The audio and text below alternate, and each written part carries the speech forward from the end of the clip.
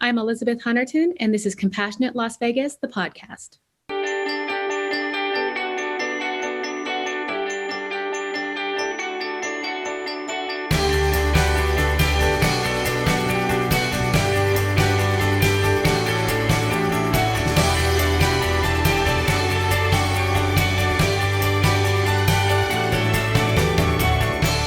Hello and welcome to Compassionate Las Vegas, the podcast. I'm your host, Will Rucker, and joining us today is a absolutely fabulous, phenomenal, fantastic, wonderful woman that I am so honored has taken a few moments to talk with us today. Her name is Elizabeth Hunterton. Welcome, Elizabeth. Oh, thank you so much for having me, Will. I appreciate you inviting me on.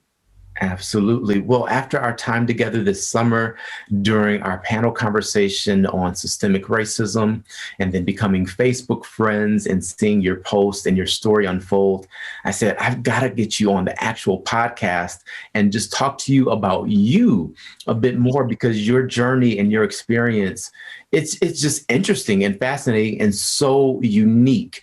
And all 7+ billion of us are unique. I totally get and embrace that. And you are really unique. Thank you. Thank you. And you don't, when it's your own story and it's all you know, I don't know that I've always been able to understand or comprehend the gravity of just how truly unique my path has been. But there was a moment in this most recent chapter that you're talking about that I shared when I realized, I asked my husband, I said, would most people be sad about this? And he looked at me and he said, babe, most people don't have to do this. And it was kind of in that moment where I realized just how unique and extraordinary my experiences have been. And this last chapter just put them all to shame because it was just bizarre. Yeah. But bizarre is definitely one way. I prefer fascinating, fascinating is one way to frame it, but no, it really is and it's so special, the person you've become because of this journey. And hearing your heart over the past, I guess it's been about 6 months since we first connected, has really been an inspiration to me and a light of hope in a very dark and tumultuous time. So I want to thank you for your transparency and for allowing others to be a part of your story and a part of your journey. So for those that do not know, I'm sure they're like, okay, let's get to it. What is he talking about? Right. You were adopted. And let's start there. Let's start with that. Okay, so I was abandoned at the Reno Airport on January 17th, 1980. And I was found by 2 pilots who then took me to Lost and Found, because that's where you take lost luggage or babies that are left at the airport. I was taken to the hospital, and my parents, who went on to adopt me, were called. And with 0 questions asked, they came and picked me up, and I've been with them ever since. Investigators always called my abandonment the perfect abandonment, because not only was I left at the Reno Airport, where it's transient, there are no flight manifests from 1980. There's no record of me being born at a hospital. I was found January 17th, and I was 3 to 30 days old when I was found. So the investigators had always said, to find that few week window where you were born, in the 80s, when we shipped everything overseas to be put on computers, everything got split into decades. So we would have to pull every single record from 1970 and every single record from 1980 from any single mother of any single race, of every single race, in order to find the possibility, if you were even born in a hospital, to possibly find the record of your birth. And so I never, ever in a million years thought that I would, know my race, because that was just technologically not something that was available when I was young. I do remember I may have been 8, and we went to a hematologist. I went with my mom, and the doctor explained, if you want to come in for a few hours, we should be able to extract enough blood, and then we'll ship it off with this new genetic sequencing. And in 6 to 8 months, we'll get your results, and that'll tell you what percentage of you is Caucasian, and that will be $4,000. And so I just never thought that knowing my ethnicity was a possibility for me because we couldn't afford $4,000. And I remember I told my mom, like, well, I can tell you it's not much Caucasian. Like, we don't need to pay for that and have them take half my blood. So I never thought I would know my race. I never thought I would know my biological father because there is no account of him anywhere. And I never thought I would know my biological mother because outside of witness reports from people who were at the airport that day, I don't have anything. My birth certificate says Jane Doe, baby Jane Doe. My birthplace says Reno Airport. My birth date has an asterisk that says January 17th, date discovered. In the notes, it says aged 3 to 30 days old at discovery. You know, if I'm ever the target of a birther movement, I'm done because my birth certificate is just a joke. And so, you know, you fast forward that, you know, I'm adopted by my parents who are white. My brother's Hispanic and Native American. And I'm obviously Black and something else, but we never knew what that something else was. So I spent that 37 years of my life knowing that every single individual I crossed paths with, I could potentially be related to. And I knew that. So I have spent my entire life looking at every single interaction as an interaction with a possible relative. So I have always looked for the common ground in every single interaction. And, you know, had an incredible life. I grew up in rural Nevada, which is not easy being a person of color, but it equipped me with so many strengths that I now can appreciate the luxury that I was allowed to have by having to blend in, stand out, and coexist. And so grew up in Northern Nevada and came down to UNLV to go to school and accidentally found myself in the wonderful world of pageantry. And I won Miss Las Vegas and Miss Nevada and went on to Miss America. And then my son, my firstborn, who was my first biological relative, had this crazy heart anomaly, was the first of its kind. So I wrote a children's book for him, an empowering book for children with scars. And then I started writing, you know, really answering the call to so many people who had always said, you need to write a book, you need to write a book. So I was working on my first adult title and had written this transformative, beautiful book that I was so proud of and so excited about. And I was sitting at the library editing what I thought was the final chapter of that book. And I was sitting there at the library and I hear a ding, and it was a new biological relative through 23andMe. And I assumed that, like it always is, it was like a 6th or 7th cousin, which, by the way, you and I are probably 6th or 7th cousins. So nice to meet you, cousin. I assumed it was another distant relative, but it was a second cousin, and it was the first on my biological mother's side. And I got home and I told my husband, and I said, yeah, so I got a second cousin today. And he was like, that's a big deal. And I said, why is it a big deal? And he said, because that's close enough that we might be able to find some prospects for your biological mother. And so we jumped in, like started researching, and through the help of obituaries and public record, we put together this family tree. And from that, I identify a potential biological mother. And she was 31 when she would have left me at the airport. And Will, I've been casting this story my entire life, and I have been imagining what the woman who left me at the airport looked like. I never pictured a 31-year-old woman. You know, I had always pictured this kind of desperate, vulnerable teen in a really extreme situation. I didn't imagine she was this career woman, you know, who was well educated and refined, you know, performer and an athlete. Graduated from my dream school, you know, dedicated her life to public health, where I was working in that field at the time. I didn't imagine that. And so she was my connection. And then I reached out to her nephew, and it turned out she had passed away in the past several years. And he said, you know, I just want to make sure that you're accurate before I engage her family. And I said, you know what? I don't want to disrupt her family. Let me just explore this other side of the family. which I knew due to mitochondrial DNA, it was unlikely. But when I entered the next name and I started researching her, I was like, okay, don't reach out to biological mother number 1, her family, because biological mother number 2, she looks just like me. So that came biological mother number 2, who, if I were pure Japanese, would look just like her. Like it's crazy how similar we look. And so, in researching her, I just fell in love with her. She was this woman, this young woman who's worked government jobs and, had a son when she was fairly young. And, but the hard part of that is she would have been 14 when she got pregnant. And my biological father was 29. And I did not handle that well. Because going into this, I think I had 3 very real fears. And one of them is that he was a pedophile. That's something I just was not ready to accept. And that's not to extend shame to anyone who does have that fate. I knew that would just be something I would have a hard time grappling with.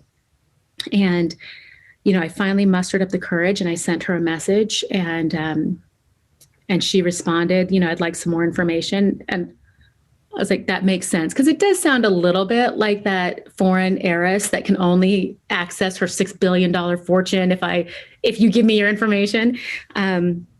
So I followed up and I gave her more information, and she wrote back, sadly, I'm not your biological mother. I hope when you find her, she is as proud of you as you deserve. And if she's not, I'll be here. And that was so unexpectedly beautiful. Just her acceptance and her kindness. And through her kindness, it really started kind of rewriting my self-narrative and presented the possibility that just maybe, I'm not somebody's worst mistake. And maybe, just maybe, I'm not the worst thing that ever happened to somebody or the worst thing that happened to me, right? Like, wow. That's just something I've always carried, right? Because I know my mere existence can bring shame. My birth mother is Japanese, and that is not a culture it's one of the most homogenous cultures. You don't mix races within the Japanese culture, especially with Black. And so I know that my existence, what it has the power to do. And I minored in Japanese in college before I even knew my ethnicity. So I know the culture very well. And then I asked her, I said, do you think your mom would be willing to talk to me? Because the connection, my relation is either with her side or your father's side. I had asked her if her aunt would be willing to talk to me, because the connection came on one of their sides, the aunt or the uncle. And she said, oh yeah, my aunt will be willing to talk to you. She and I are really close. It's my dad's youngest sister. And I was like, I thought it was your dad's only sister. Youngest sister? Wait a second. So then I start researching, because I knew there was somebody missing on my family tree. And that woman, the other sister, had an only child, enter biological mother number 3, who walked straight out of casting and was exactly what I had imagined my entire life. I found these photos of her, and we were literally sitting in the same posture. She was wearing clothes that I literally own, same designer, same color. We are wearing the same clothing. And, she would have been 17 when she got pregnant with me, 18 when she left me. And she got transferred out of public school the year I was born and got transferred to this elite private school, and has no electronic footprint. Her social media has photos of celebrities and not herself. It's listed under initials, not her full name. And I was like, this is a woman who does not want to be found. And fell in love with her. And I said, this is my birth mother. And I remember when I was sending her the message, I just kept thinking, this is it. This is the last day that I don't know my biological mother. Because my life is about to change. I did it. I found her. So I sent her a message, and she also requested more information. I sent her a variation of the other email. And then she wrote back, sadly, I'm not your biological mother. And that one, like that one hurt so deeply because I just knew in my heart of hearts that it was her. And so, I closed that one and circled back to maybe biological mother number one, the 31-year-old. And I really just came to a place of acceptance. And I said, okay, this is my biological mother. She was 31 when she left me, and closed that chapter, wrote her name down on my bucket list next to find my birth mother, and moved on. Because in the week that I had gone through those three biological mothers, COVID started as a blip on a radar and turned into a global pandemic. And, my boys were, and it was just trying to adjust to this new normal and heal in the aftermath of this really emotional week-long experience that I had with these three biological mothers. And so I put a bow on it, Will. Like, I was done. I was like, cool, I did it. And had one of the more embarrassing moments of my life at the conclusion. Like, I finished this chapter. I added this next chapter that obviously had to be added to the book. And I closed my computer and I took a deep breath and I closed my eyes and I walked to the middle of the living room and I bowed my head and I put my arms out and I waited. And I was standing there for what seemed like an eternity. And finally I was like, well, where is it? And Will, I honestly, in my heart of hearts, thought that this sparkly tornado, like in the Disney movies, was going to come sweep me up and transform me and lay me back down as this new version of myself because I had fulfilled my lifelong quest. I did it. I solved the perfect abandonment. And that didn't happen. And so I rush back and I sit down at my computer like, I hope nobody saw what just happened because you're freaking crazy, right? And so I was talking to my friend that night and I was like, okay, Felicia, I have to confide in something. You are not going to believe what I did today. I got up in the middle of the room and I thought this spark, and I was like, but I get it. There's no such thing as sparkly tornadoes. And she was like, you don't get it, do you? And I said, I don't get what? And she said, yeah, you're not waiting for a sparkly tornado. You've become one. And I said, what? What are you saying? And I really thought about that. And Will, I think she's right. When you're willing to walk through the discomfort and heal your broken heart and accept whatever the outcome is, even if you don't necessarily like it, or if it isn't what you have planned your entire life, you aren't waiting for the sparkly tornado anymore. You have transformed and you have become, and you are your new self. But I think when we're becoming the sparkly tornado, it doesn't feel like that. It doesn't feel like we're inspiring anybody or transforming or changing. It just feels like we are trying to survive and make it. So yeah, that was round one. Biological mothers 1 through 3 and sparkly tornadoes. Yeah. Wow. So first, thank you for making my job super easy because I just kept going. I'm so sorry. That was that is wow.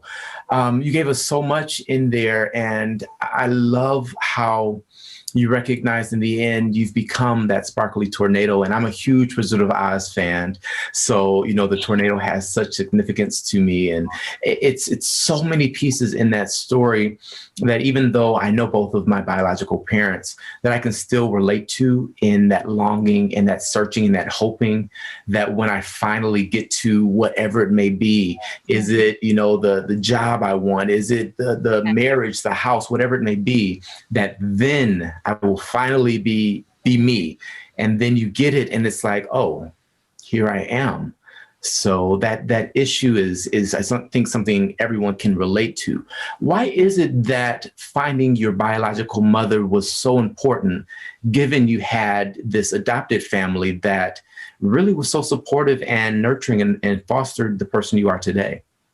Honestly, I had no desire to find my biological family. My mom has always said, for as long as I can remember, she's always said, I hope I get the chance to meet your birth parents. so I can thank them. Like, I want to thank your birth mother so I can thank her. You are my greatest love. And I hope I get to thank her for you. And so I knew that someday, if it was within my power, I would find her to give that gift to my mom. And so so that's where this all started, was this gift to give to my mother. And then I think somewhere along the line, it became a critical part of my own journey. Like, I just needed to discover that. And I'm not really sure why at the time. I know now that I'm on the other side of it.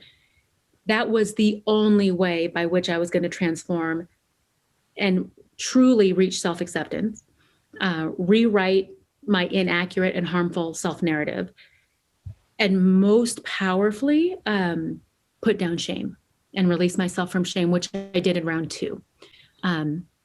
So tell us about round 2.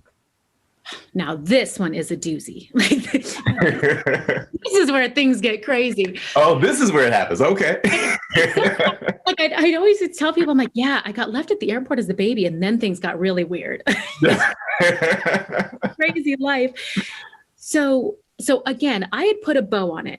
Like, I was done. I had come to terms with it, put her next to my bucket list, found my biological mother.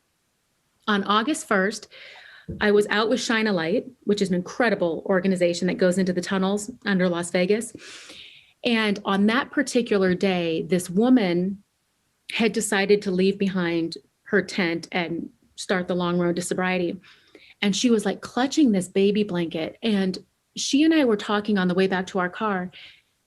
And I said, so whose blanket is that? And she was telling me about her daughter, Winona, that she was like, I love her so much and I wish I could enter her life. I just can't until I'm sober. And I said, well, where is she? And she said, she's with my sister now. And I hope in this lifetime I get to see her again. And I remember that whole night, I just couldn't get that conversation out of my head, because I can't imagine how painful that must be to surrender a child, knowing that the baby would have a better life, not with me in it.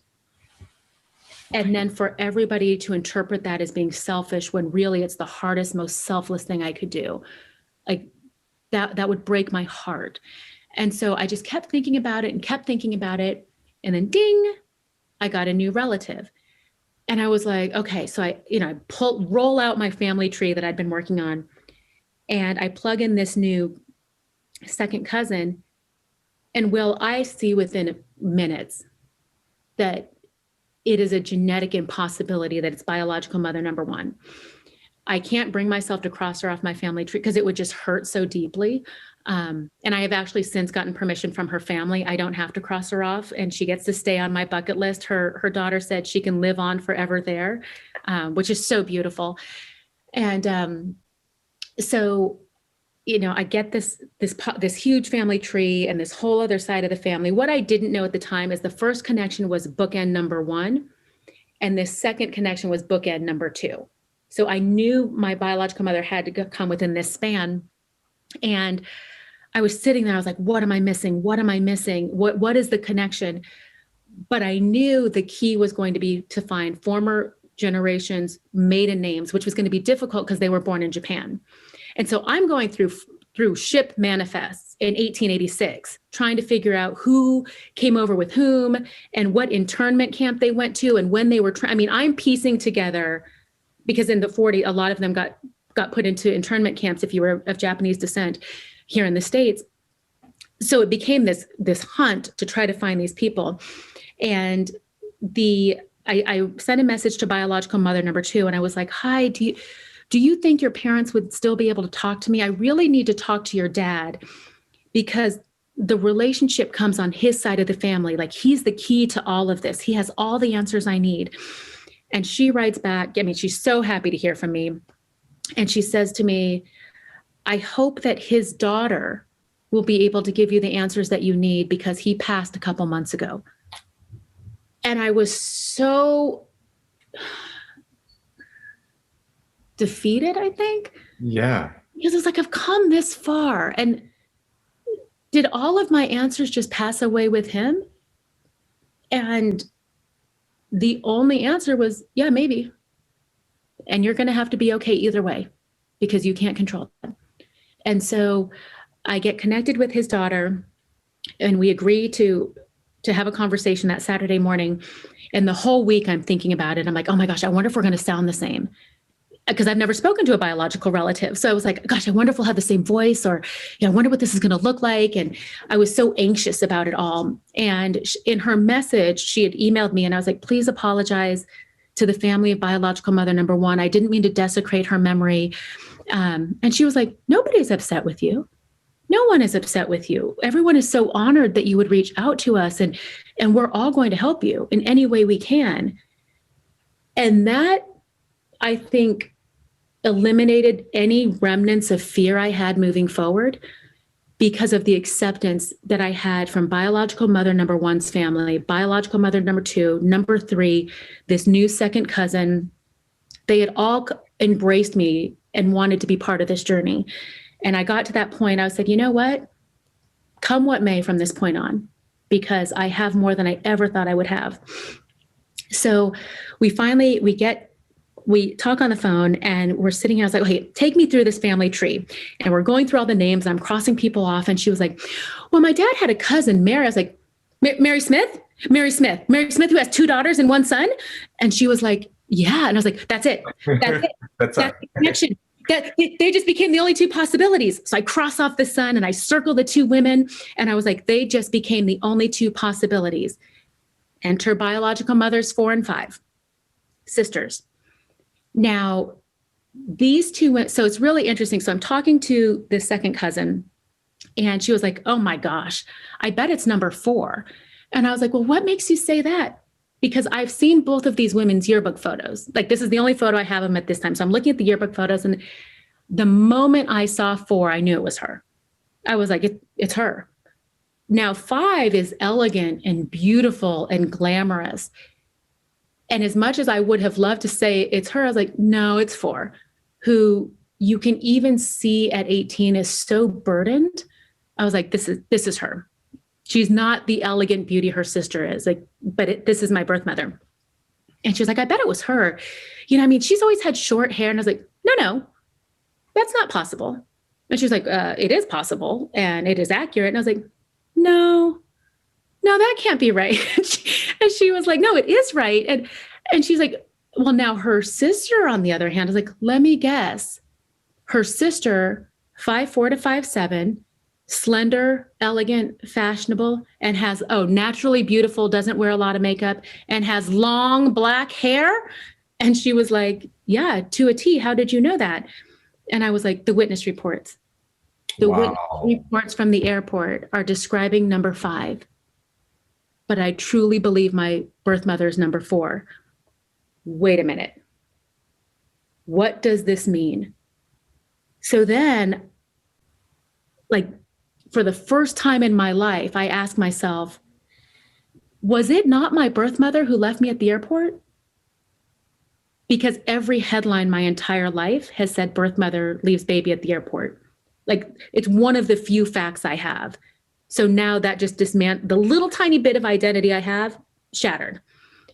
And then the other question became, did the woman who left me at the airport do it with permission from biological mother number 4, or did she do it on her own volition? Because if she did it without permission, that is kidnapping. And there is no statute of limitations on kidnapping. Because I was likely born in California and she took me to the Reno Airport in Nevada, now we have trafficked a child across state lines.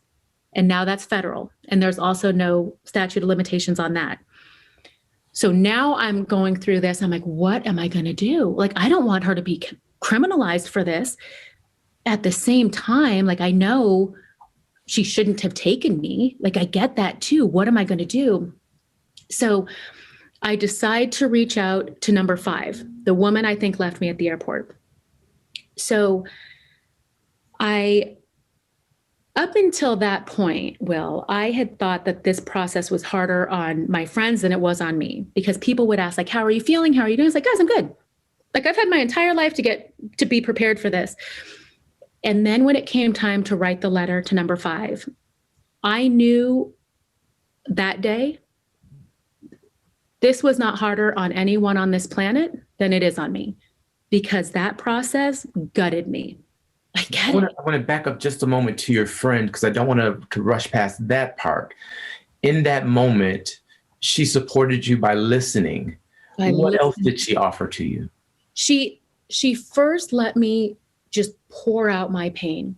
Coming up, a perfect story. It's part 2 with Elizabeth Hunterton. Everything had to happen exactly the way it did, when it did, how it did, why it did. And now that I'm on the other side, I can say, I've been given this perfect story. It's all so beautiful.